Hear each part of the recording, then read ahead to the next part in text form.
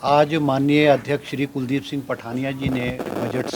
Session शुरू होने से पूर्व परंपराओं के अनुरूप जो है सर्वदलीय मीटिंग रखी है।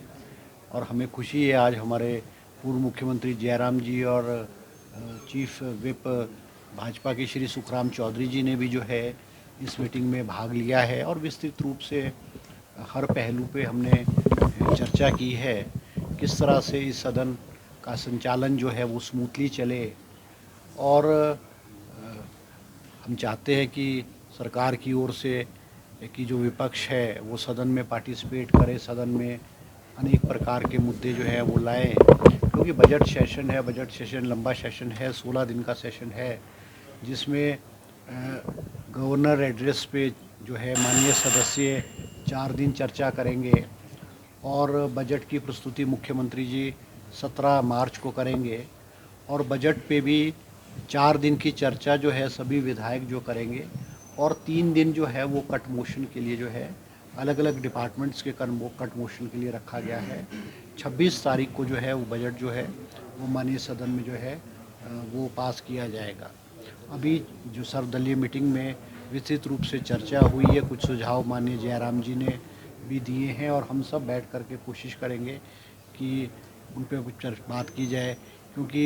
एक सुझाव ये भी आया है कि होली की छुट्टी, होली के बाद एक दिन सैटरडे को गवर्नर एड्रेस पे जो है रिप्लाई मुख्यमंत्री जी देंगे। तो हमारे माननीय जयराम जी और भाजपा की तरफ से और हमारे कांग्रेस के केवल पठानिया जी की तरफ से भी विधायकों ने अनुरोध किया है कि वे अगर वो सेशन जो है शनिवार के बजाय जो है वो शनिवार को छुट्टी हो जाए तो हम एक विकल्प निकाल करके बिजनेस एडवाइजरी कमेटी में उसको डिसाइड करेंगे और भाजपा विधायक दल और कांग्रेस विधायक दल के मीटिंग्स में भी हम विस्तृत रूप से विधायकों से चर्चा करने के बाद जो फैसला होगा वो सदन में रेजोल्यूशन पेश करके accordingly to the wishes of the MLAs हम वो करेंगे। और हम चाहते हैं, क्योंकि ये सदन जो है ये हमारे जो विधायक हैं जनता की आवाज़ का एक प्लेटफॉर्म है और हम चाहते हैं कि हमारे माननीय विपक्ष के विधायक और कांग्रेस के विधायक इस सदन के माध्यम से जो है अपनी बात, जनता की आवाज़ सदन में रखे और सरकार हर तरह का जवाब देने के लिए जो है वो तैयार है। सरकार ने मुख्यमंत्री सुखविंदर सिंह सुक्खू जी के नेतृत्व में इस सरकार ने पारदर्शिता से काम किया है, ईमानदारी से काम किया है और इसके बावजूद कि प्रदेश की जो आर्थिक स्थिति है वो टाइट है, उसके बावजूद भी हिमाचल प्रदेश में जो विकास की गति है उसमें तेज़ी आई है और हिमाचल प्रदेश में मुख्यमंत्री द्वारा जो है नई स्कीमें इंट्रोड्यूस की गई हैं, विशेष करके महिलाओं के प्रति, अनाथ बच्चों के प्रति और प्रदेश के जो दूर दराज क्षेत्र के जो लोग रह रहे हैं उनके प्रति जो ऐसी स्कीमें ली है। और हमें विश्वास है कि आने वाला जो ये बजट आएगा उसमें भी हिमाचल प्रदेश की जनता के लिए मुख्यमंत्री द्वारा नई स्कीमें लाई जाएंगी। नहीं, इस पे भी जो आप मीडिया के बंधुओं ने भी चर्चा की है उस पर भी हमने भी चर्चा की है कि भाई, क्योंकि जो बजट सोमवार को बजट अमूमन 2 बजे शुरू होता है और अभी अध्यक्ष महोदय से भी और माननीय जयराम जी से भी चर्चा हुई है और ये प्रस्ताव आया है, चर्चा हुई अभी, it is not been finalise कि भाई बजट को 2 बजे के बजाय 11 बजे कर दिया जाए, क्योंकि इसमें जो हमारे जो विधायक हैं, चाहे कांग्रेस के हैं चाहे भाजपा के विधायक हैं, उनकी राय लेना अनिवार्य है, क्योंकि ये जो सारा प्रोग्राम है ये विधानसभा सचिवालय द्वारा प्रिंट कर दिया गया है और टाइमिंग इसमें आ चुकी है। अब और विधायकों की भावनाओं के अनुरूप उनसे पूछ करके जो भी चेंजेस होंगे वो सदन में और बिजनेस एडवाइजरी कमेटी की अनुमति के बाद सदन में उसके जो अमेंडमेंट या चेंजेस होंगे वो सदन में ही होंगे। विधानसभा का बजट सत्र कल से शुरू होने जा रहा है और उससे पहले एक जो परंपरा रही है उसके अनुसार जो है वो सभी दलों की बैठक होती है। अब हिमाचल प्रदेश में अब दल सिर्फ 2 ही हैं, कांग्रेस जो सत्ता में है और विपक्षी दल भारतीय जनता पार्टी है। तो दोनों दलों के जो हमारे जो बैठक होनी थी वो बैठक हो चुकी है। सत्र महत्वपूर्ण है और हमने इस बात के लिए ज़रूर गुंजाइश निकालने के लिए आग्रह किया है कि चर्चा के लिए हमको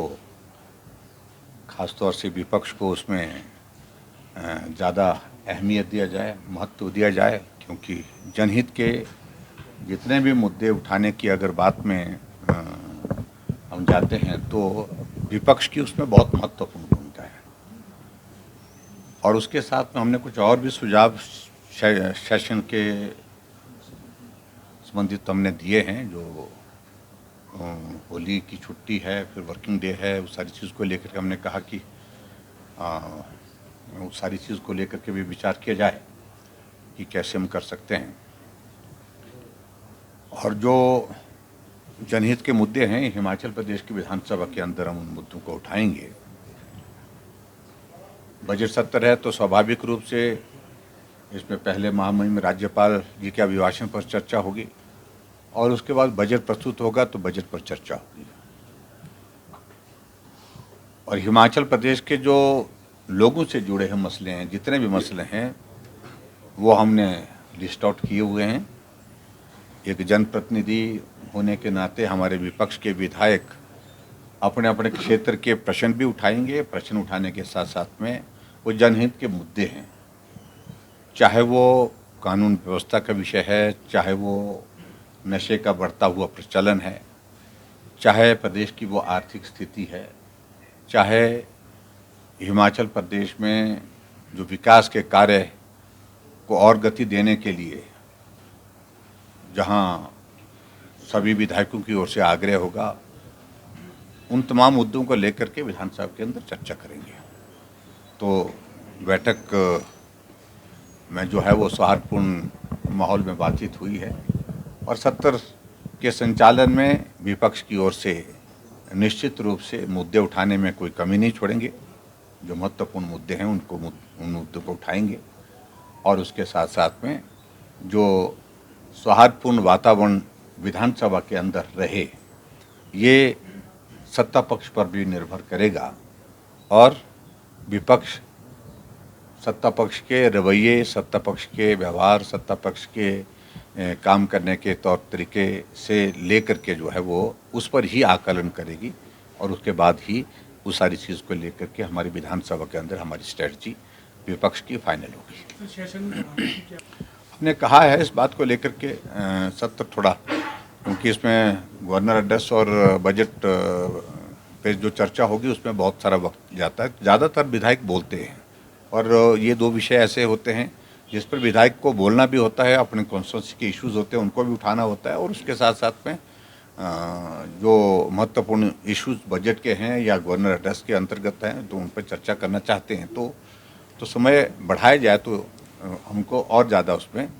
चर्चा करने के लिए गुंजाइश नहीं। जैसा आप जानते हैं कि आज सर्वदलीय मीटिंग जो थी वो विधानसभा में हमने रखी थी और अभी हमारे यहाँ दो ही दल हैं, कांग्रेस पार्टी और भारतीय जनता पार्टी, और इन्हीं दोनों दलों से चुने हुए माननीय सदस्य हैं। तो नेता प्रतिपक्ष माननीय श्री जयराम जी और पार्लियामेंट्री अफेयर मिनिस्टर माननीय श्री हर्षवर्धन जी और सुखराम चौधरी जी जो व्हिप हैं भारतीय जनता पार्टी के चीफ व्हिप, और डिप्टी चीफ व्हिप केवल सिंह पठानिया, ये 4 ही सदस्य हैं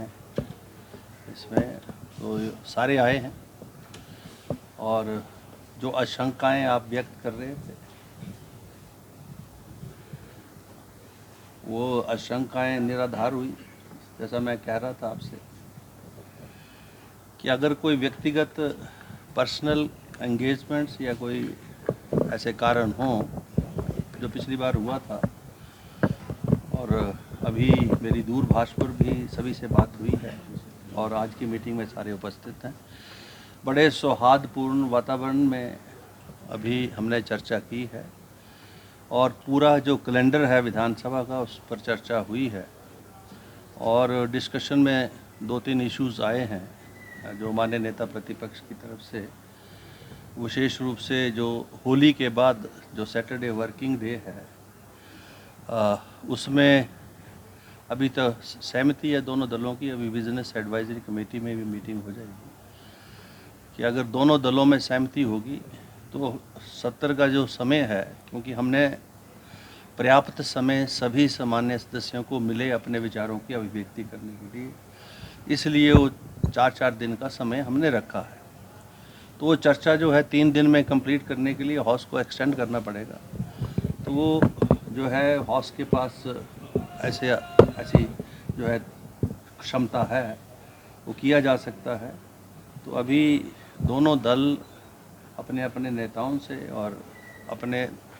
माननीय सदस्यों से चर्चा करेंगे और कल बिजनेस एडवाइजरी कमेटी के माध्यम से निर्णय लेकर माननीय सदन को में ही अप्रूवल उसकी होगी। तो यही एक विषय आया है। और बाकी हाउस अगर बिजनेस हुआ और तो उसको एक्सटेंड भी किया जा सकता है, ये भी एक सुझाव आया है। तो उसमें माननीय हमारे हर्षवर्धन चौहान जी ने सहमति प्रकट की है कि अगर कोई विषय होंगे तो हाउस को हम एक्सटेंड कर सकते हैं। 28 को ख़त्म हो रहा है, 29-30 को भी हो सकता है, तब भी सैटरडे ही वर्किंग डे जाएगा। बाकी तो जो है मैं आभारी हूँ सभी का, माननीय नेता प्रतिपक्ष का और माननीय हर्षवर्धन चौहान और चौधरी साहब एंड केवल जी का कि उन्होंने समय निकाला और आज की इस मीटिंग में उपस्थित हुए। और मुझे पूर्ण विश्वास है, आशा है कि दोनों दलों का सहयोग जो है सदन के संचालन में मुझे मिलेगा और मैं सभी को समय देता हूँ। पर्याप्त समय देकर हिमाचल प्रदेश की जनता से जुड़े हुए विषयों के ऊपर विचार विमर्श होकर निर्णय हो, नीति निर्धारण हो, ऐसे प्रयास पूर्व में भी रहे हैं और इस बार भी रहेंगे। धन्यवाद।